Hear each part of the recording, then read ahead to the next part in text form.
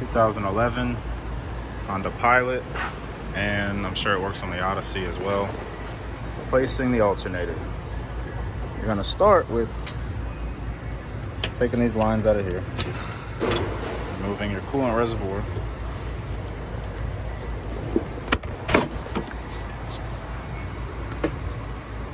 out of the way. Then disconnect this line so it's out the way. All right, as you can see, it will make a mess, but you just take that off, cap that, cap this if you want, pull this off, just move it out the way. And then I'll take this bracket off, 2 bolts, 10, 10, and that 10 off so this can move around. Before proceeding, ensure that your negative battery cable is disconnected so you don't blow your main fuse. You're going to unbolt the main power wire there, this big blue connector, and the small blue connector at the bottom. I'll show you. All right, I went ahead and disconnected the big one. The tab is facing towards the fan, it's right here. And then the small one, the tab is at the top, and it plugs into the AC compressor down there. You can kind of see the black connector right there. And then this is a 12 millimeter. Again, make sure that your negative battery cable is disconnected.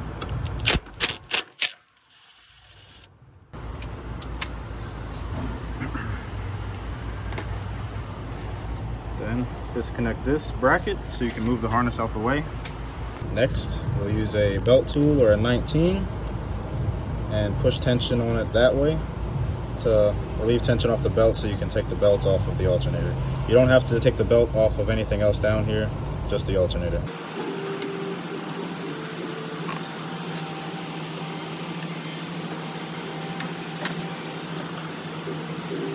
Then you have a 12 here, right there, a 12 here, and a 14 right there.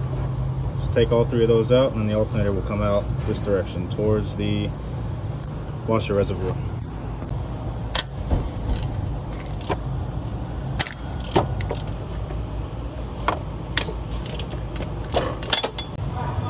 In most cases, you only have to remove this one and that 14. This 12 you can leave in there because it just holds this bracket on.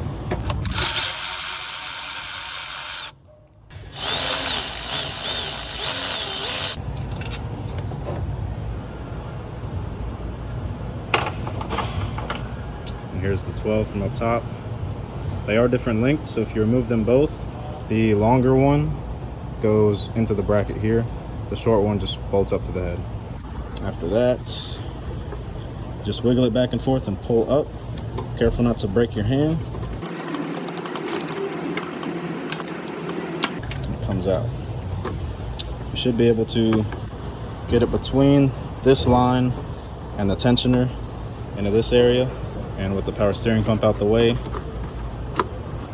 and probably move this line.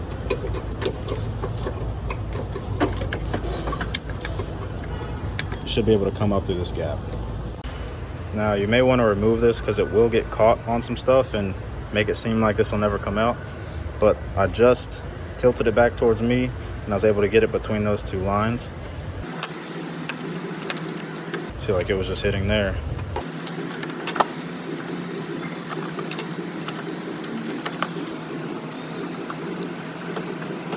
Make sure you swap this over on the new one and then just put it back in the same way it came out.